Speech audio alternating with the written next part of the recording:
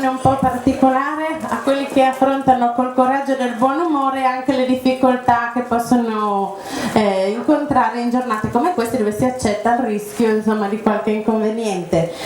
Ecco la coppa per l'equipaggio più sfortunato, il numero 11 Giuseppe Busà su Land Rover, che a un certo punto si è messo tutto su un fianco e Land Rover aveva deciso quasi mi riposo un po', sentiamo da lui l'avventura.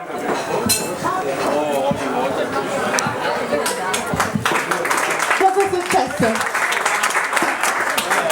Non lo so, io sono un po' innazzato, secondo raduno, quindi comunque ci siamo impiantati e dopo abbiamo avuto un po' di difficoltà a riuscire. No, bene, comunque è stato... Sì, no, poi alla fine, con un po' di aiuti. L'importante è arrivare. Sì. Comunque bello, bellissimo percorso, bellissima giornata.